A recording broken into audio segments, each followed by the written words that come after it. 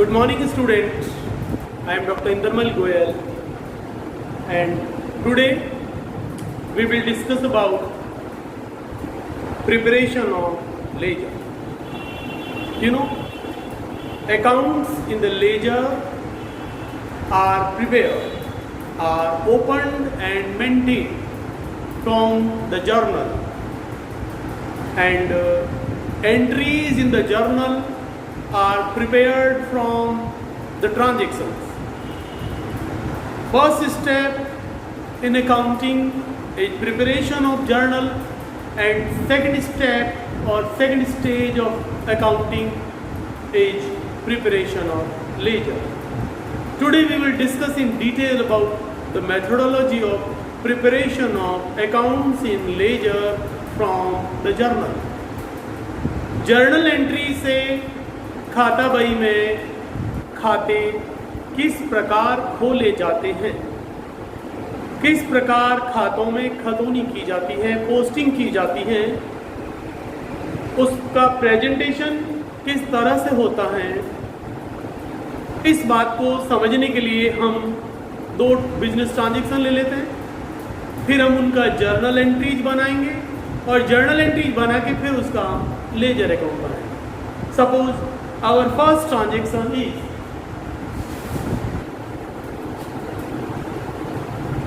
goods purchased from Hari, rupees 50,000 at 10% trade discount.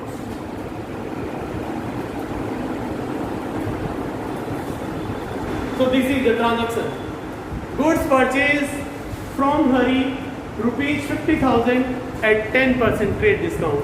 So here we have used the concept of trade discount. And trade discount is that discount which is allowed to all the customers at a uniform rate at the time of purchase and sale.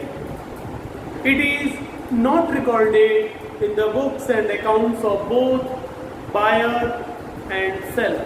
It is neither profit nor loss for the business because it is allowed on marked price, MRP, maximum retail price, or the selling price of the product. And you know, selling price is always inflated. Selling price is equal to cost plus profit. A certain amount of profit is added in the cost price to calculate the selling price. So the formula of selling price is cost plus profit. When you have added more amount of profit in the cost price, then certain rate of discount may be allowed to the customer. The main object of allowing trade discount to the customer is to encourage them for purchasing the goods in bulk quantity. When we purchase the goods from Hari, name of the supplier is given here. It means it is a credit transaction. We have purchased goods on credit. यदि purchase के transaction में किसी व्यक्ति का नाम नहीं दिया हुआ होता तो फिर हम इसे कैश परचेज मानते, और कैश परचेज में गुड्स तो आएगा बिजनेस में और पैसा रोकड़ पेमेंट करना पड़ेगा तो कैश जाएगा. तो ऐसी स्थिति में परचेज को आप एक्सपेंसेज मानो, तब भी नॉमिनल का रूल अप्लाई होता है तो वो डेबिट हो जाता है. एंड परचेज गुड्स का होता है और गुड्स एक रियल अकाउंट है, एक आइटम है, फिजिकल है, तो इसलिए भी डेबिट वर्ड कम्स इन करो तब भी वो परचेज अकाउंट डेबिट हो जाता है. तो जब नाम दिया हुआ पार्टी का तो एंट्री में भी नाम आएगा. You know the name of the account affected are purchase and another account is Hari. हमने परचेज किया goods, but we will not write goods account debit. Why? There are 4 accounts related to goods in which the goods will be either coming into business or it will be going out from the business. That is why they are used by the specific name about of the nature of the transaction. For example, in case of purchase of goods, we will write purchase account debit because the goods is coming in. तो purchase भी real account है. कुछ लोग कहते हैं कि नहीं इसको अपन नॉमिनल मानेंगे, तो नॉमिनल मानो तो भी नॉमिनल का रूल हो जाता है डेबिट एक्सपेंसेज एंड लॉसेज, और गुड्स एक रियल अकाउंट मानो तो डेबिट व्हाट कम्स इन का रूल अप्लाई हो जाता है. तो ये रियल भी मान सकते हैं. और दूसरा है Hari. Hari is a person from whom the goods has been purchased. So it is Hari account is personal account. जब हमने गुड्स परचेज किया तो गुड्स में गुड्स आ रहा है तो अपन डेबिट व्हाट कम्स इन का रूल अप्लाई कर सकते हैं. और अगर आप इसे नॉमिनल अकाउंट मान लें, परचेज एक एक्सपेंसेज है, उसमें लॉजिक ये होता है कि अगर हम गुड्स परचेज करते हैं तो ये हमारा एक्सपेंसेज हुआ, क्योंकि when we purchase we have to pay amount, it will be part of expenses. तो दैट इज ऑल्सो ओके, इसमें कोई डिस्प्यूट नहीं है. तो डेबिट व्हाट कम्स इन, माल आया है. अब हरी को हमने पर्सनल अकाउंट है उससे खरीदा. हरी इज ए पर्सन और पर्सनल अकाउंट का रूल है debit the receiver and credit the giver. When we purchase goods from Hari, Hari is the giver of goods, so giver of goods will be credited. The rule is debit the receiver and credit the giver.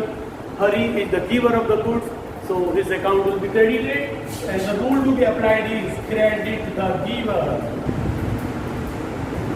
So for preparation of journal entry, we are to analyze the transaction to find out the name of the account affected.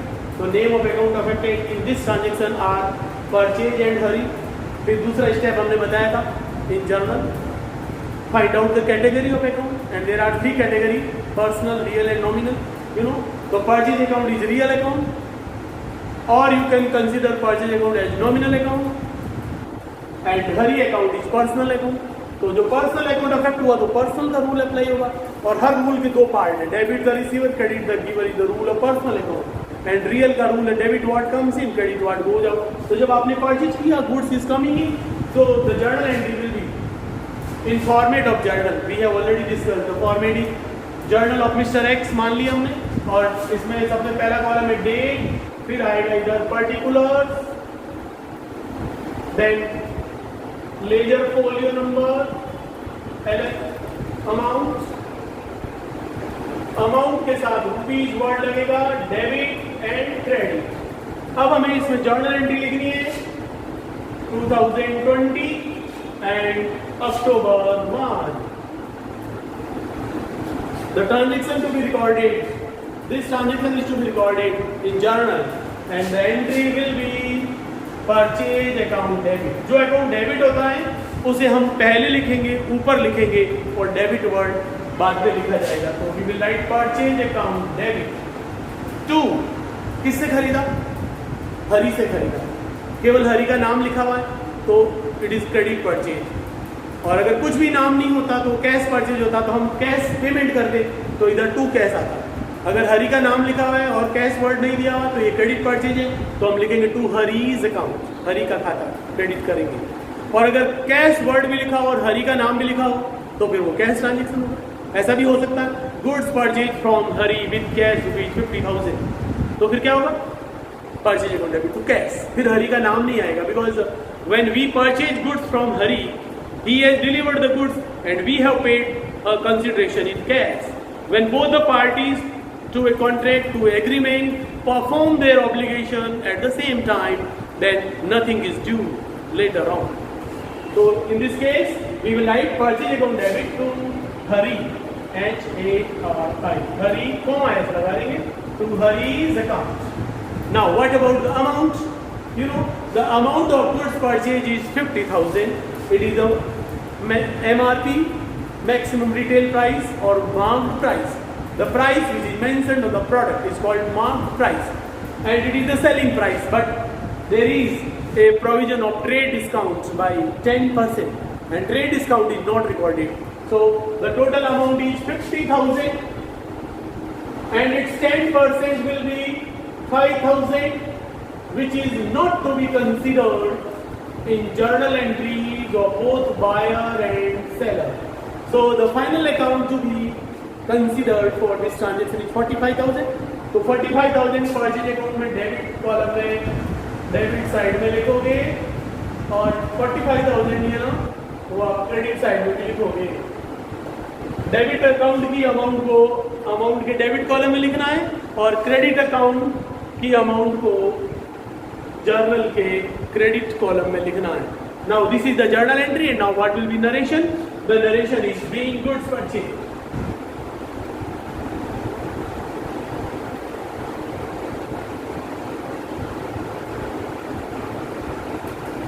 From Hari लिखने का जरूरत नहीं क्योंकि हरी का नाम already दिया हुआ है and its account, his account will be opened. So being goods purchased and this is the complete transaction. एक ट्रांजेक्शन था जर्नल बनाने के लिए उसी एक ट्रांजेक्शन दिया हुआ होता है, फिर जर्नल एंट्री बनानी है। जर्नल एंट्री बनाने के लिए जर्नल का रूल अप्लाई करना होता है और जर्नल बनाने का रूल क्या है? 3 स्टेप मैंने बताए थे। पहला, find out analyse the transaction, find out the name of account affected. तो name purchase in Hari, find out the category that is real and person, apply the rule. ये रूल अप्लाई करके फिर जर्नल एंट्री करना। And after preparing the journal entry, you are to draw a red line in the particular column. Okay. Now, I am taking one more transaction. Suppose number 2 transaction is paid wages rupees 5,000 and salary rupees 12,000. तो ये transaction है। Now what are the accounts affected in this transaction? Accounts affected are wages, हमने paid किया, salary वो भी हमने paid करी, और payment are in form of cash. जब भी पेड वर्ड आएगा it will be taken as cash account. तो ये name of the account affected हुआ। अब now find out the category. तो wages account is example of nominal account. Salary is also example of nominal account and cash is example of real account. Now apply the rule. Salary and wages are nominal and both are expenses, and the rule of nominal account is debit all expenses and losses, credit all income and gain. तो जब हमने पे किया ये हमारे expenses तो debit करेंगे, तो wages account debit, salary account भी डेबिट, और हमने पेमेंट किया कैश। कैश एक रियल अकाउंट है तो रियल का रूल है debit what comes in, credit what goes out. तो जब हमने कैश पेमेंट किया, cash is going out from the business, it will be credited and the journal entry will be like this. Suppose it is on October 2, October 1, the entry will be like this: wages account debit, salary account debit to cash account, and wages is rupees 5,000 to be shown in the debit side, salary rupees 12,000 to be shown in the debit side, and cash is paid 12 plus 5, 17,000, and the narration is being expenses paid. You can write that. And the name of expenses are salary and wages, and draw the line like this. So these are the 2 entries, journal entries from these 2 transactions, and now we are to prepare the ledger. Now follow the steps involved in preparation of ledger. What are the steps? Number 1, first step in preparation of ledger is tick mark one account one time. तो ये purchase account पहली बार आया, टिक करेंगे। हरी का account भी first time आया, इसको भी टिक करेंगे। वेजेज का अकाउंट भी एक बार आया, सैलरी का अकाउंट भी एक बार आया, कैश का भी एक बार आया। You see all the 5 accounts are affected only one time, so we have to open 5 accounts in ledger. For preparation of ledger you have to draw the format of ledger.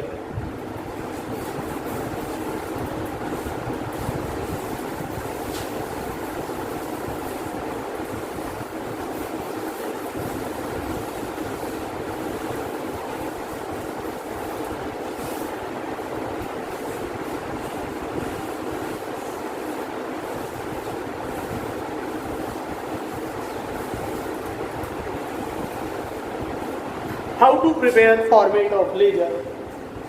You see, format of the ledger is like this. First of all, we will write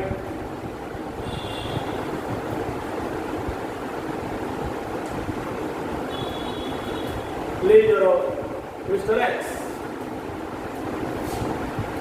So these are the 5 accounts to be opened. उसमें सबसे पहला है purchase account. तो ये page में first of all है right purchase account.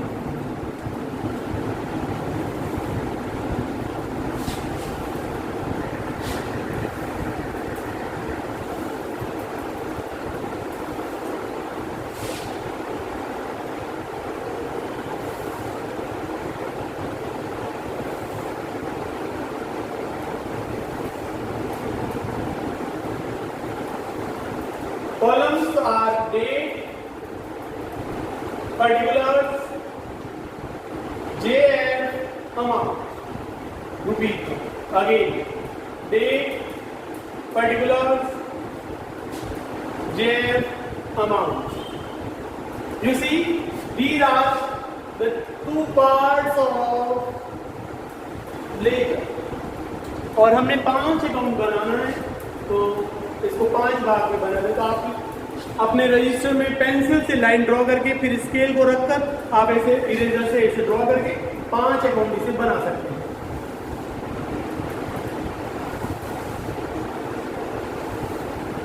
तो एक बार मैंने लाइन ड्रॉ करी, मुझे 5 अकाउंट्स बनाने हैं.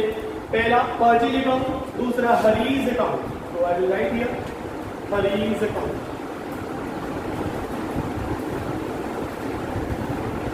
Third is wages account.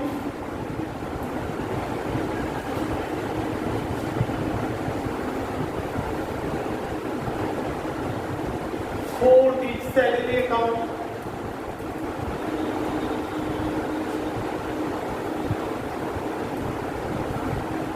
And fifth one is cash account.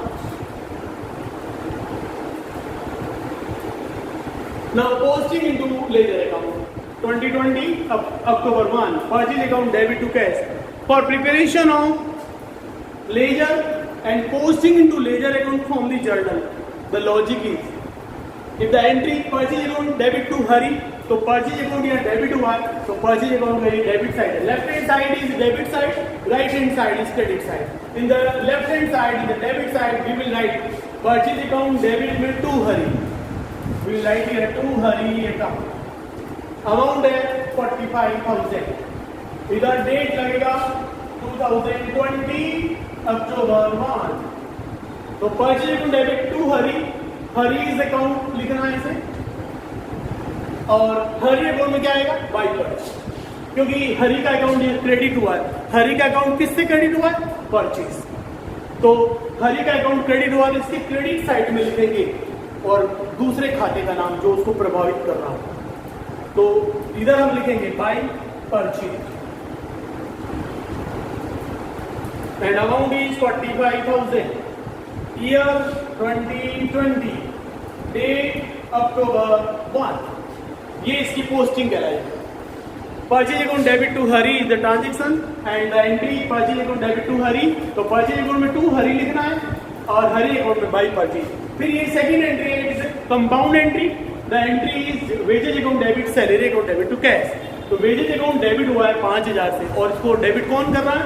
Cash account. तो हम wages account में डेबिट साइड में लिखेंगे to cash account. And you see what is the amount of wages 5,000. तो वेजेज अकाउंट में 5,000 rupees आएगा. ऐसे ही salary account debit to cash. तो सैलरी अकाउंट भी डेबिट हो रहा है. सैलरी अकाउंट किससे डेबिट हो रहा है? कैश से डेबिट हो रहा है. तो सैलरी अकाउंट की भी डेबिट साइड में हम लिखेंगे to cash account and the amount is 12,000 और डेट वही लग जाएगी यहाँ पे भी 2020 अक्टूबर 1. इधर भी 2020 अक्टूबर 1. और कैश अकाउंट देखो क्रेडिट हुआ है. कैश अकाउंट क्रेडिट हुआ है 17,000 से. 17,000 में ये दो आइटम शामिल है, दो अकाउंट. तो फिर कैश अकाउंट में आप ये दोनों लिखोगे by wages account and by salary account. Wages is ₹5,000 and salary is ₹12,000.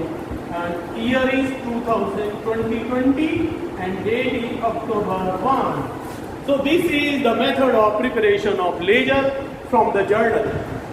So with the help of this example, today we have discussed both preparation of journal from the transaction and preparation of ledger from the journal. तो हमने पहले transaction लिए दो, उनका journal बनाया और journal बना के लेजर बनाने की जो स्ट्रेटेजी मैंने आपको अपने प्रीवियस वीडियो में बताई थी, उसके अकॉर्डिंग हमने ये खाते खोले.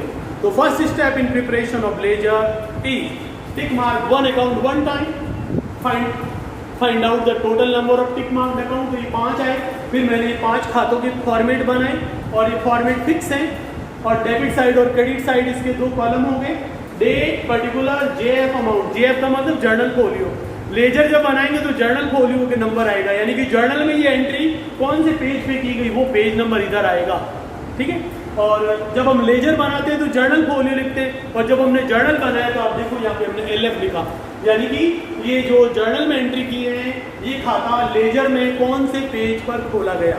अभी हमने तो क्या एक ही पेज पे सारे बनाए, बट एक्चुअली एक पेज पे एक ही अकाउंट बनता है. और अगर किसी अकाउंट में बहुत सारे ट्रांजेक्शन होते हैं फॉर द ईयर तो 4-5 पेज छोड़ के फिर नया खाता खोला जाता है प्रैक्टिकली.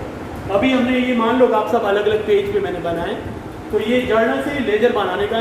तो थर्ड स्टेप था preparing the format. Fourth step हो गया पुटिंग द टाइटल और हेडिंग. तो ये मैंने फॉर्मेट बना के उनके हेडिंग लिखे, परचेज अकाउंट, हरी अकाउंट, वेजेज अकाउंट. देखो आप ये पेज के बीचों बीच में लिखा गया है in the centre part of the page.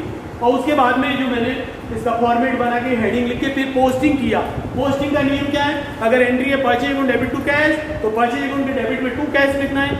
अगर purchase account debit to Hari है तो परचेज अकाउंट डेबिट में टू हरी लिखना है. हरी क्रेडिट हुआ तो हरी अकाउंट की क्रेडिट में आएगा बाई परचेज.